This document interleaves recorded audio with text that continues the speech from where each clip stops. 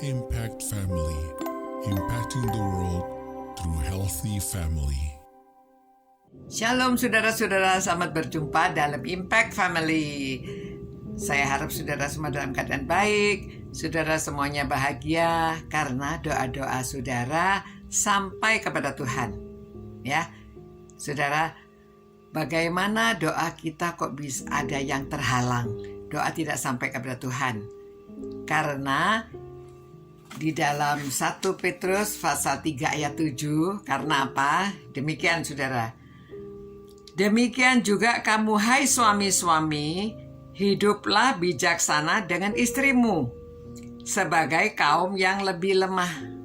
Hormatilah mereka sebagai teman pewaris dari kasih karunia, yaitu kehidupan, supaya doamu jangan terhalang.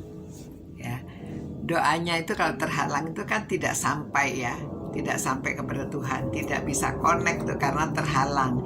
Nah, kalau terhalang itu ada apa? Karena kita tidak dapat menghormati. Ya, memang ini nasihatnya kepada suami, tapi sebaliknya demikian juga untuk istri. Dan demikian juga untuk orang tua dan anak-anak dan orang tua. Sebetulnya bagaimana supaya doa kita tuh nyampai kepada Tuhan, hati kita mesti murni. Ya, minta disucikan. Seperti Daud ya, sucikanlah hatiku, murnikan hatiku, supaya Tuhan bisa menerima permohonan doa kita. Karena Tuhan itu suci. Jadi kita harus menghadap kepada Tuhan, kita juga harus suci. Halangan-halangan harus disingkirkan. Ya,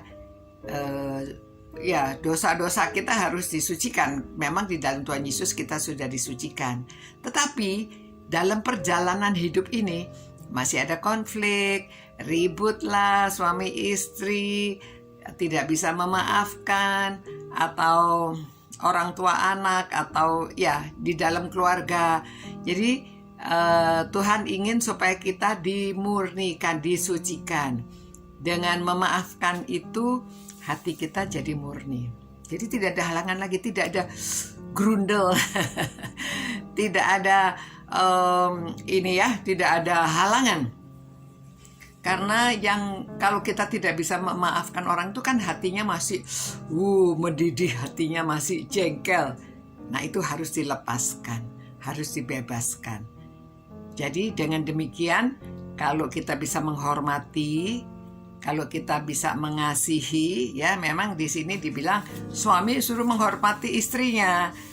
Ya, di Efesus dikatakan suami kasihilah istrimu dan istri tunduklah pada suami.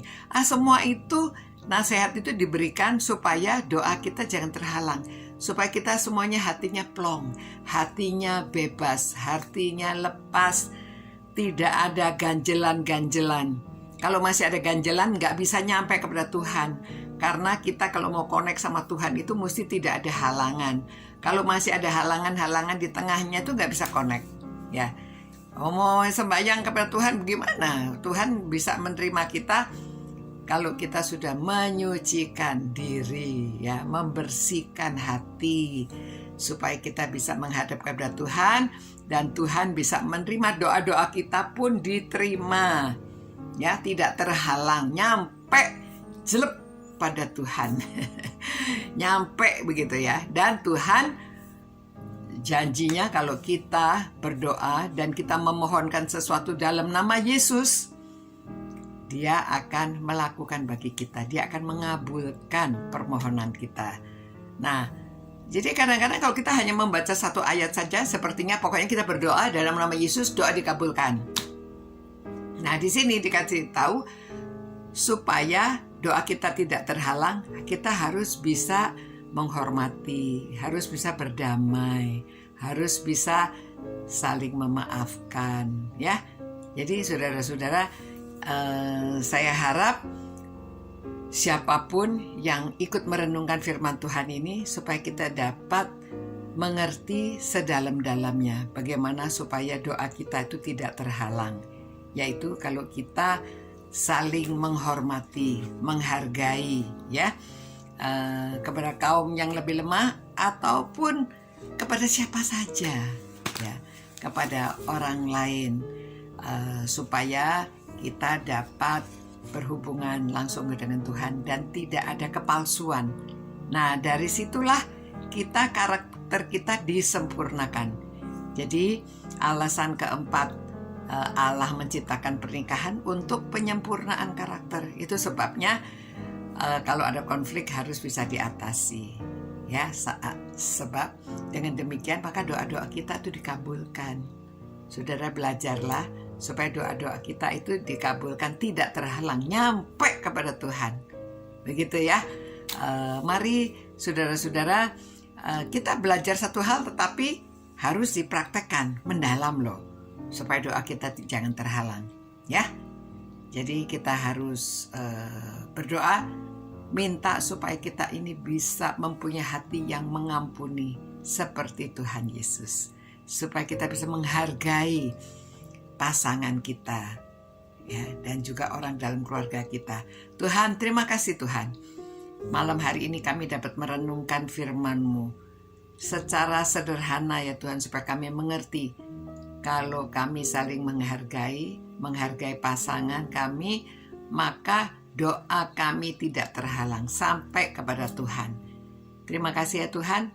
Tolonglah, biarlah kami sebagai anak-anak-Mu ini dapat bertumbuh, menyempurnakan karakter, karena kami harus belajar apa yang Tuhan ajarkan kepada kami. Harus usahakan supaya kami dapat saling menghargai, saling mengampuni dalam keluarga, supaya keluarga memancarkan kemuliaan Tuhan.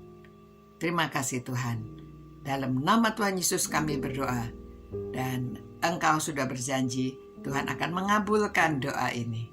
Demi nama Yesus kami menyerahkan doa kami. Amin. Sampai berjumpa pula saudara-saudara. Selamat malam, selamat beristirahat. Tuhan memberkati saudara ya. Ciao. Impact Family, impacting the world through healthy family.